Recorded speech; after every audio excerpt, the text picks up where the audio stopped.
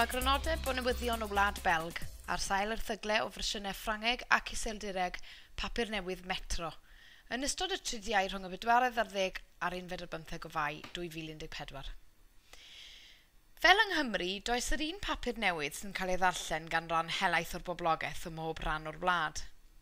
Gan nad oes sianel dyledu genedlaethol chwaith, mae pobl yn tueddu i ddilyn newyddion sydd ychydig yn wahanol yn dibynnu ar yr iaith neu'r cyfrwng. Un ffigwr cyfarwydd i bob ran o gymdeithas hynny sydd ar un o'r tudalennau blaen, Jean-Luc Dean, fu farw yn ystod y penwythnos yn dilyn cyfnod yn dioddef o gancr. Dyn mawr ei gorff yn ogystal â'i ddylanwad oedd y gwleidydd yma. Fe oedd y prif weinidog am y rhan fwyaf o'r 90au, amser cythryblus yn hanes y wlad, a llwyddodd i ddatrys nifer o broblemau rhwng carfannau gwahanol Gwlad Belg. Plymwr, tarw dir a dyn clirio ffrwydron oedd rhai o'r ffyrdd y cafodd ei ddysgrifio.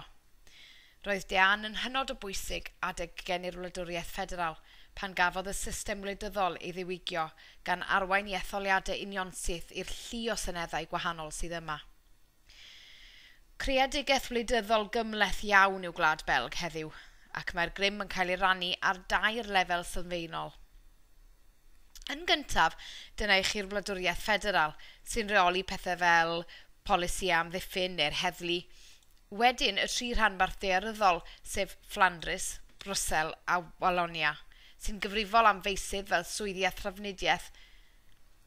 Ac yna, 2 gymuned ieithyddol sef yr un Flemeg, yr un Ffrangeg a'r un Almaeneg ei iaith, a'r rheini'n gyfrifol am bethau fel addysg a diwylliant. 7 uned wleidyddol i gyd, felly, ac yn fras mae gan bob un ei wleidyddion. Dean, felly, sy'n rhannol gyfrifol am y ffaith bod pobl yng Wlad Belg yn gorfod pleidleisio mewn cynifer o etholiadau ar y 15 o Fai eleni. Mam pob etholiad ystywed y cyfryngau lleol, a dim rhyfedd efo etholiadau ffederal, etholiadau rhanbarth, etholiadau cymunedol, a hynny ar ben yr etholiadau Ewropeaidd. Ac yn wir y maent yn gorfod pleidleisio. Wel, i fod yn fanwl gywir, mae'r gyfraith ond yn mynnu i bod yn mynd i orsaf pleidleisio. Ta waith, dyna hefyd y rheswm pennaf pam fod canran mor uchel yn mynd i fwrw pleidlais. 90% yn etholiadau Ewropeaidd yn 2009, o'i gymharu allai na 35% ym Mhryden. Oherwydd yr holl etholiadau, mae digonedd o drafod o dadansoddi am faterion gwleidyddol yn y papurau, a nifer o gyfweliadau a dyfyniadau, enghraifft y gweinidog cyllid ffederal yn dweud yn blwmp ac yn blaen nad oes neb eisiau bod yn brif weinidog yn y wlad mae gan fod gymaint o bwysau. Un o'r rhesymau am y problemau sy'n mynd law yn llaw ar swydd hon yw bod yn rhaid cadw'r ddisgwyl yn wastad rhwng cymunedau iaith gwahanol. Mae hyn efallai'n arbennig o bwysig o gofio nad yw'r hanner yr otholwyr wedi pleidleisio drosoch chi, neu hyd yn oed wedi cael y cyfle. Dim ond ym Mrwsel mae pleidleisiau Iseldireg a Ffrangeg fel ei gilydd yn sefyll. A hynny tra bod y Llywodraeth Ffederal yn gorfod cynnwys elfennau o'r 2 ochr o'r ffin ieithyddol, ond stori arall a hir hoedlog iawn fel arfer yw sut mae ffurfio honno.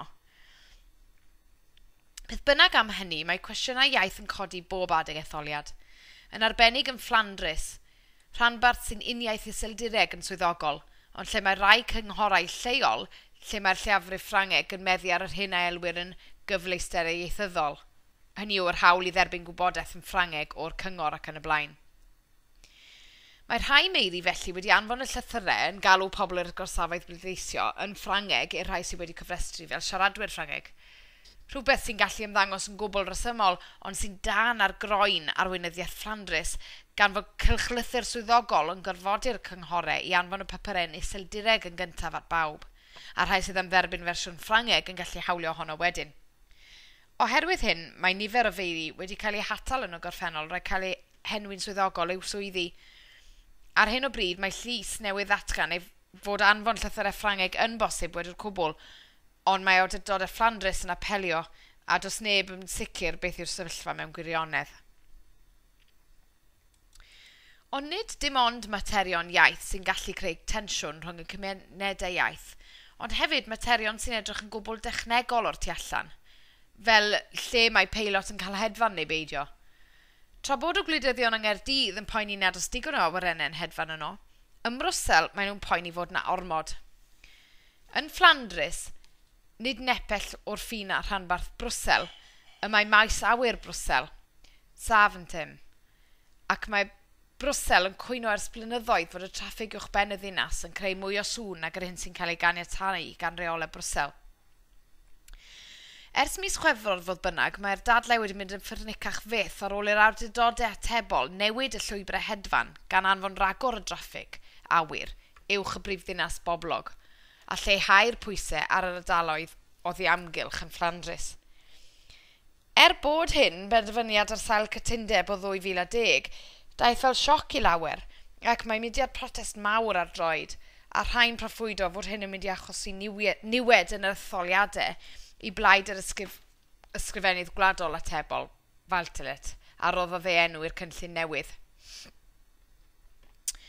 Ond wedi dweud hyn i gyd am densiwn a phrotestiadau, ychydig iawn wrth daro sydd rhwng gwahanol rannau'r wlad, a'r rhan fwyaf yn byw mewn byd lle nad yw'r iaith arall yn chwarae unrhyw rôl o gwbl.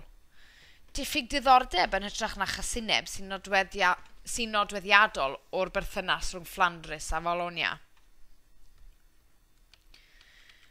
Hynny, eris un peth ar wahân i'r teulu brenhinol sy'n enni'n diddordeb yn y de fel yn y gogledd ac yn uno Gwlad Belg yn fwy na dim, a'r tîm pêl-droed yw hwnnw. Ar ddiwrnod cyffredin, dim ond seiclo, yn arbennig yn papur y gogledd, sy'n wir yn gallu cystadlu a pêl-droed am ofod yn rhan chwaraeon a papurau newydd, bod ambell i gyfeiriad at gampau fel Mabel Gampen neu hoci hefyd. Nawr, gwta fus cyn dechrau cwpan y byd yn Brasil, mae'r papurau'n orlawn o erthyglau am bêl-droed.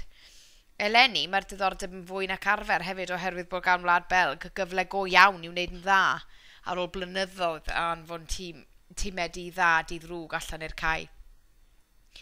Bydd nifer o'r chwaraewyr yn y tîm cenedlaethol yn wynebau cyfarwydd yr rhai sy'n dilyn hynt a helynt uwch gyngred Lloegr, fel Eden Hazard, chwaraewr y flwyddyn yn Chelsea, Thomas Vermaelen, un o enillwyr cwpan yr FA yn Arsenal, neu Vincent Kompany, un o enillwyr y gyngrair yn Manchester City. Brasil rownd y gornel felly, ac oherwydd hynny atodiad mawr am y gwpan, y tîmau a 100,000 o bethau eraill, sut i wneud sŵn yn y stadiwm, trwmped la diabolica, mae cefnogwyr Belgaidd ei angen eleni ma'n ymddangos, beth i fwyta, gan gynnwys resetiau i wneud popeth o goctel caiprina at stiw fechioda, sut i wisgo, tips ar gyfer y Wynedd yn lliwiau Gwlad Belg, ble i fynd yn Brasil, neu i'r rhai sy'n aros gadre, ble i wylio'r gemau yng Wlad Belg. Ond wrth gwrs, nid y pêl-droed yn unig sy'n cael ei ddangos ar y sgrin, a chyn yr wyl ffilmau ryngwladol yn Cannes, mae cyfweliad mawr efo'r brodyr Darden Belgaidd sy'n enwau mawr yn y byd sinema, ac sydd nawr yn gobeithio cael trydydd balmwydden air am 2 jours, 1 nuit, efo Marion Cotillard.